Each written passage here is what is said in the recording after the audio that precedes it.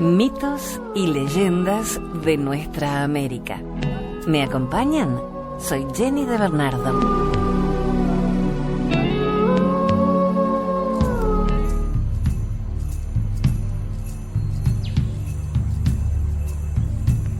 El irupé es una planta acuática maravillosa.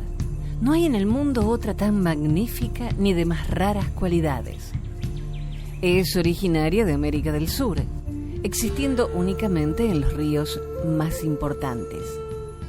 Crece en las aguas del Paraná, pero solo en su parte norte, porque allí encuentra el clima cálido que necesita para vivir. Los indios guaraníes la llamaron irupé, plato sobre el agua, porque sus hojas circulares presentan un pequeño reborde vertical y asemejan a grandes fuentes o bandejas. Estas hojas tienen gruesas nervaduras huecas que las hacen flotar en el agua, ofreciendo tal resistencia que aves, como las garzas, pueden posarse sobre ellas. Las flores de irupé son hermosísimas. Están formadas por muchos pétalos brillantes de color blanco nacarado en su parte exterior y rosado en el interior. Este color se hace más vivo hasta llegar a rojo en los pétalos del centro de la flor. Las preciosas flores del irupé solo lucen su hermosura a la luz del día, exhalando al mismo tiempo su aroma delicioso y suave. A la hora del crepúsculo pliegan sus pétalos y lentamente desaparecen bajo el agua, como si quisieran reposar durante la noche. Al despuntar el alba, surgen nuevamente perfumadas y bellas. El fruto del irupé, del tamaño de un coco, está recubierto de semillas negras como granitos de pimienta. Estas semillas, según se asegura, ofrecen cierto alimento. Por eso la planta ha recibido también el nombre de maíz del agua. Victoria regia la llaman muchos, y bien podrían proclamarla reina de nuestras plantas, ya que la naturaleza la hizo generosa cual ninguna, para que ofreciera el esplendor de su belleza, la bondad de su fruto y el delicado aroma que sus pétalos esparcen sobre las ondas del hermoso Paraná. Esta es la leyenda guaraní de el irupé. A orillas del Paraná vivía el cacique Rubillá Tacú, jefe algarrobo, que gobernaba una tribu de hombres aguerridos y hermosas mujeres. Rubillá Tacú tenía una hija, Morotí, blanca, joven y bella, pero orgullosa y coqueta, novia de Pitá, rojo, el guerrero más valiente de la tribu. Morotí y Pitá se querían mucho, pero el genio del mal, envidioso de los jóvenes, inspiró una mala idea a la indiecita. Un día, al caer la tarde, paseando por la orilla del río con otras doncellas, Morotí vio a Pitá que, en compañía de varios guerreros, se ejercitaba con el arco y las flechas. Para demostrar a sus amigas cuánto la amaba Pitá y cómo satisfacía todos sus caprichos, les dijo con orgullo: ahora verán cómo Pitá cumple cualquier deseo mío.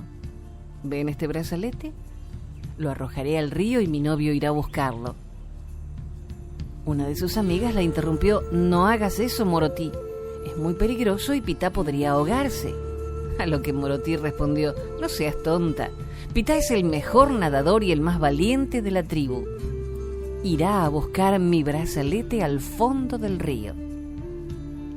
Inmediatamente sacó la alhaja de su brazo y, llamando a Pitá, ordenó: Pitá, he arrojado mi brazalete al Paraná y lo quiero.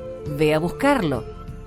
Pitá, que quería mucho a su novia y la complacía siempre, se arrojó al agua seguro de volver, satisfaciendo así una vez más a su hermosa Morotí. Pero sucedió que los que quedaron en la orilla esperando ansiosos la vuelta de Pitá empezaron a impacientarse, pues éste no volvía. ¿Qué podría haberle sucedido? ¿Habría quedado enredado entre las raíces de alguna planta? ¿Estaría herido? Así pensaban, cuando Morotí, desesperada y llorosa, dijo: «Yo soy la culpable de lo que sucede. Pitá debía haber salido ya. Algo le ha pasado, yo no quiero que muera. Que llamen al adivino de nuestra tribu y diga qué debemos hacer para salvarlo». Varios guerreros salieron inmediatamente a buscar al hechicero y al rato volvieron con él. Todos hicieron silencio mientras el hechicero, mirando las profundas aguas del río, dijo con voz misteriosa: «Ya lo veo, es él, Pitá. Está con Icuñapayé, hechicera de las aguas, en su hermoso palacio de oro y piedras preciosas. La dueña de las aguas quiere que se quede y para ello le ofrece todas sus riquezas. Pitá parece aceptar. Y tú, Morotí, por tu orgullo y tu coquetería, eres la única responsable de la pérdida de nuestro mejor guerrero». «No, no, yo quiero salvarlo», gritó Morotí desesperada. «Dime qué debo hacer y te obedeceré ciegamente». Y el hechicero habló: «Tú eres quien puede salvarlo, tú y solo tú. Espero tu mandato. Habla. Debes arrojarte al Paraná y traerlo tú misma a la superficie.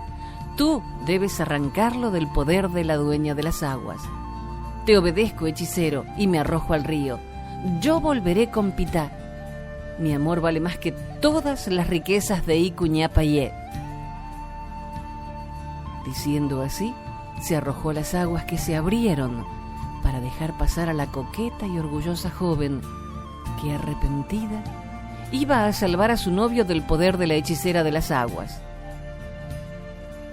Toda la noche debieron esperar el regreso de los jóvenes. Se encendieron fuegos y se danzó a su alrededor para invocar a Tupá y ahuyentar los malos espíritus. Los ancianos hacían conjuros vencedores del mal. Los guerreros y las doncellas bailaban danzas sagradas. Ya amanecía cuando fue nuevamente consultado el hechicero, que seguía mirando las aguas. Por fin dijo: «Ya se han encontrado. Morotí ha salvado a Pitá. Ya vuelven abrazados a la superficie, ya vuelven». En ese mismo instante, atónitos y maravillados, vieron aparecer en la superficie del agua una hermosa flor de pétalos rojos y blancos. Eran Morotí y Pitá, que así transformados ofrecían al mundo su belleza y su perfume como símbolos de amor y arrepentimiento. Extraído de Cuaderno de Cuentos y Leyendas Indígenas.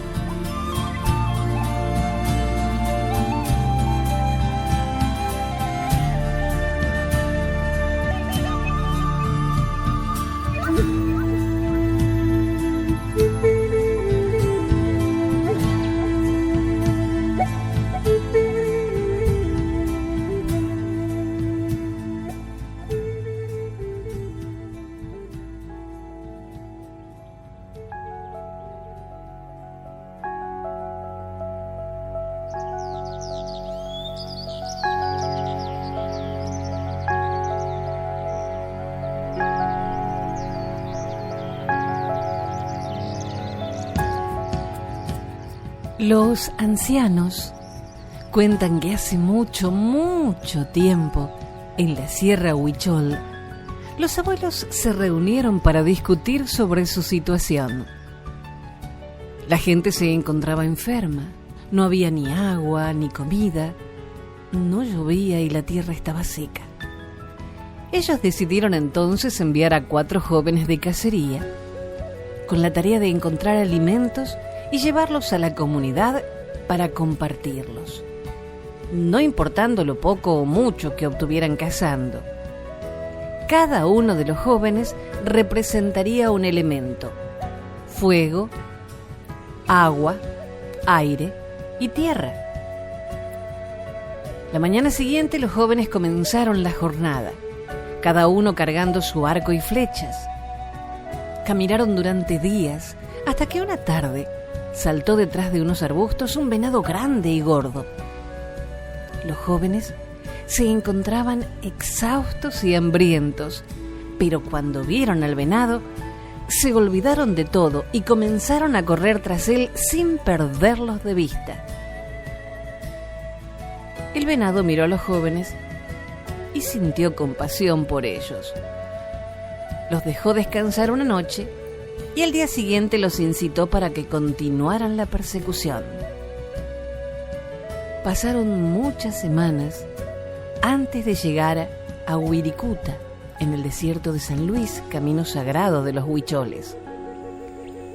Cuando los jóvenes se encontraban en el camino de la colina, cerca del Cerro de las Narices, vieron al venado saltar en dirección al lugar donde habita el espíritu de la tierra. Juraban que habían visto al venado correr en esa dirección y trataron de encontrarlo sin éxito.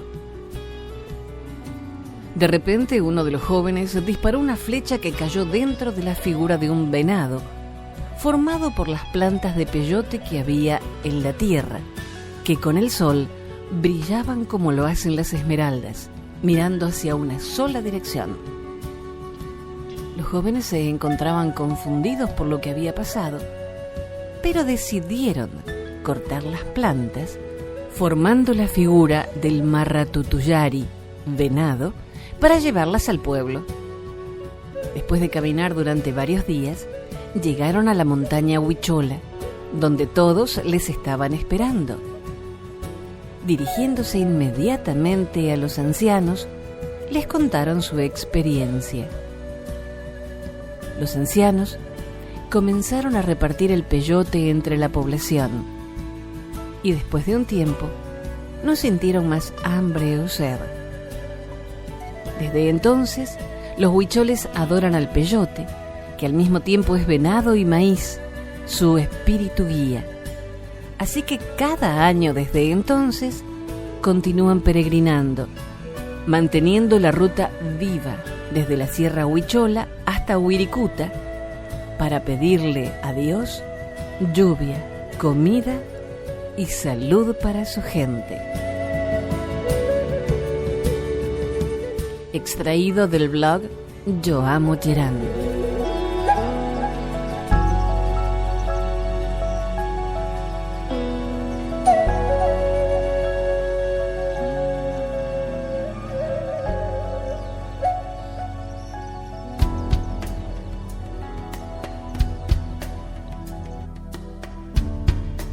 Desde Venezuela, el dueño de la luz.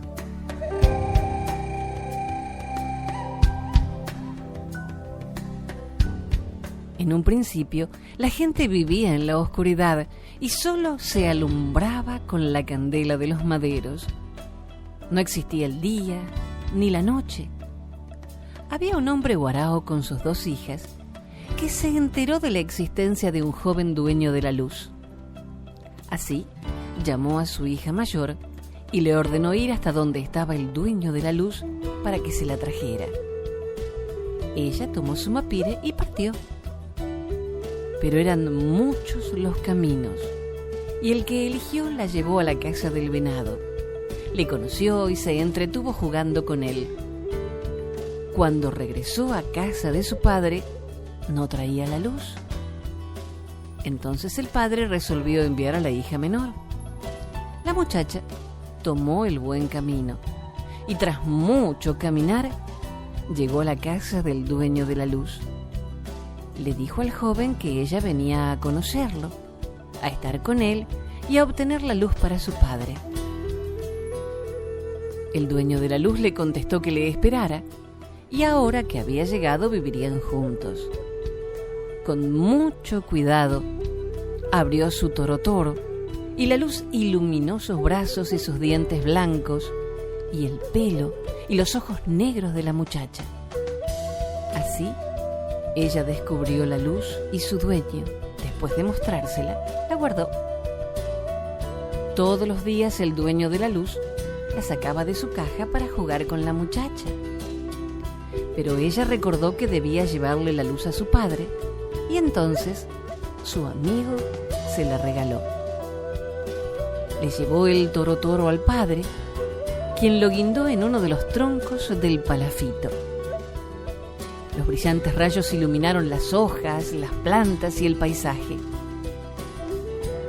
Cuando se supo entre los pueblos del delta del Orinoco que una familia tenía la luz, los Guarao comenzaron a venir en sus curiaras a conocerlas. Tantas y tantas curiaras con más y más gente llegaron que el palafito ya no podía soportar el peso de tanta gente maravillada con la luz. Nadie se marchaba porque la vida era más agradable en la claridad. Y fue que el padre no pudo soportar tanta gente dentro y fuera de su casa que de un fuerte manotazo rompió la caja y la lanzó al cielo. El cuerpo de la luz voló hacia el este y el toro hacia el oeste.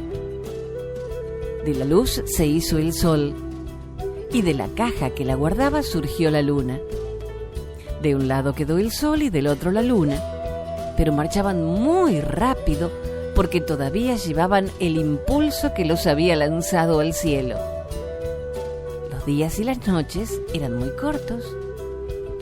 Entonces, el padre le pidió a su hija menor un morrocoy pequeño. Y cuando el sol estuvo sobre su cabeza, se lo lanzó, diciéndole que era un regalo y que lo esperara. Desde ese momento, el sol se puso a esperar al morrocoy. Así, al amanecer, el sol iba poco a poco al mismo paso del morrocoy.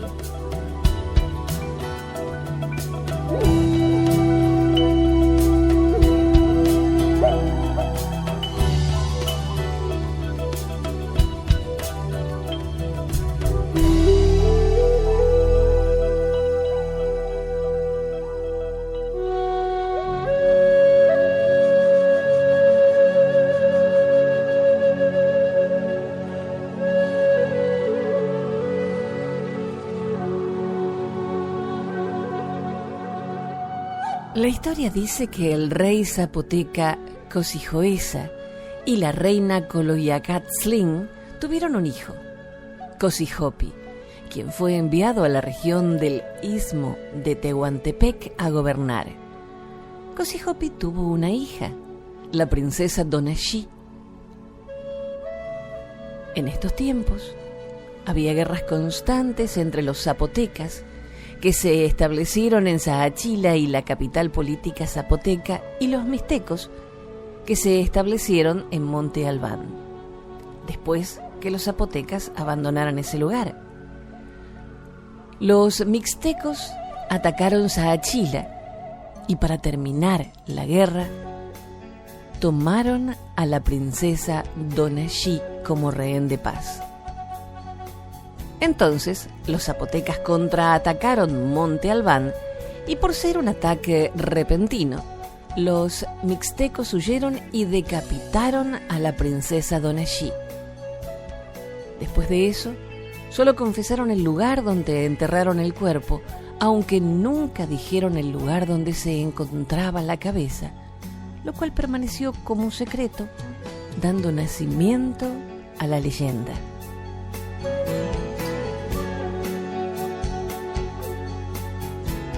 La leyenda de la princesa Donashi dice que un pastorcillo que cuidaba a sus animales en lo que hoy se conoce como San Agustín de las Juntas, cerca del aeropuerto internacional de la ciudad de Oaxaca, encontró un lirio silvestre, flor también conocida como azucena, y en vez de cortarla solamente desde el tallo, decidió arrancarla de raíz. Cuando cavaba, pudo ver una oreja humana, después la cabeza completa, la cual se dice se preservaba intacta y pertenecía a la princesa Donashi. se reconoció por las ricas decoraciones que presentaba. Tiempo después, tanto cuerpo como cabeza se sepultaron en el templo de Quilapán. De hecho, se bautizó a la princesa como Juana Cortés.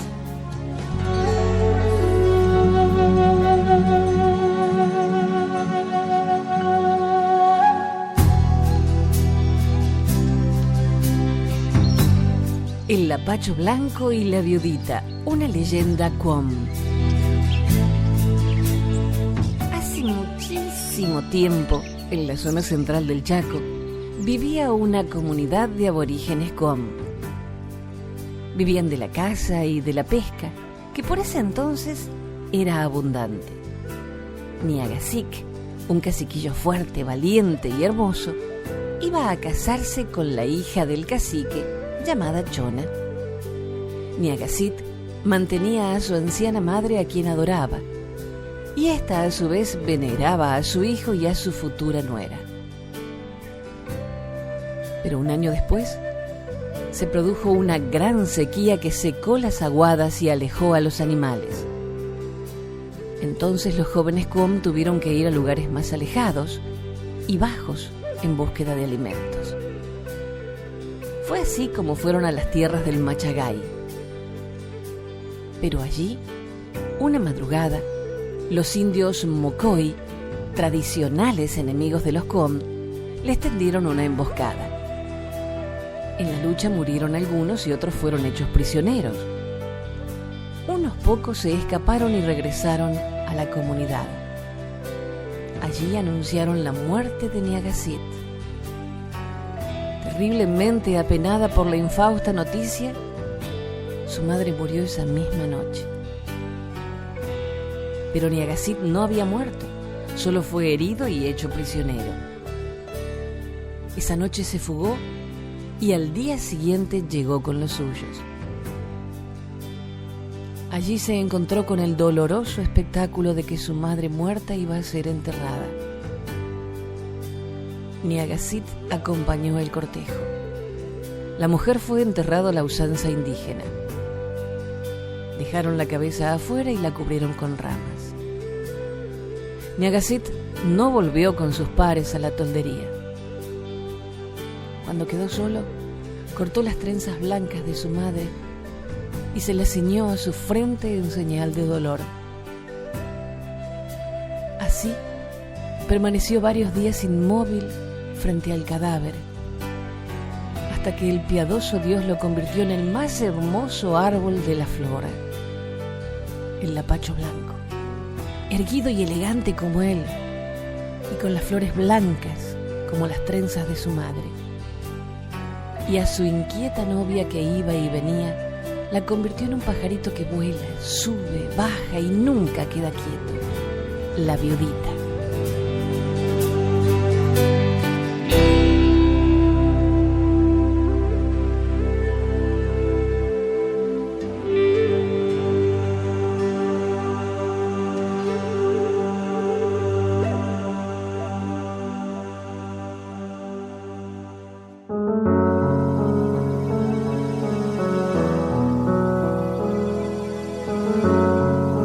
El colibrí, una leyenda maya.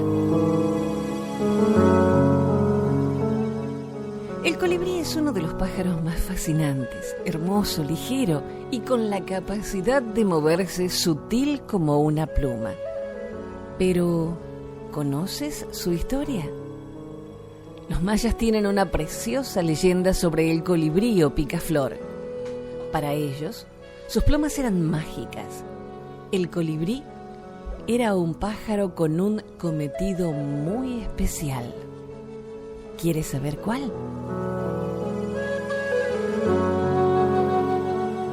Los mayas más sabios cuentan que los dioses crearon todas las cosas en la tierra y al hacerlo, a cada animal, a cada árbol y a cada piedra le encargaron un trabajo.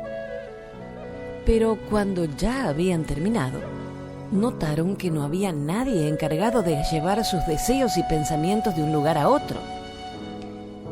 Como ya no tenían barro ni maíz para hacer otro animal, tomaron una piedra de jade y con ella tallaron una flecha muy pequeña. Cuando estuvo lista, soplaron sobre ella y la pequeña flecha salió volando. Ya no era más una simple flecha, ahora tenía vida. Los dioses habían creado al colibrí. Sus plumas eran tan frágiles, tan ligeras, que el colibrí podía acercarse a las flores más delicadas sin mover un solo pétalo. Sus plumas brillaban bajo el sol como gotas de lluvia y reflejaban todos los colores. Entonces, los hombres trataron de atrapar a esa hermosa ave para adornarse con sus plumas. Los dioses al verlo se enojaron y dijeron: si alguien osa atrapar a algún colibrí, será castigado. Por eso es que nadie ha visto alguna vez a un colibrí en una jaula, ni tampoco en la mano de un hombre. Los dioses también le destinaron un trabajo. El colibrí tendría que llevar de aquí para allá los pensamientos de los hombres. De esta forma, dice la leyenda que si ves un colibrí, es que alguien te manda buenos deseos y amor.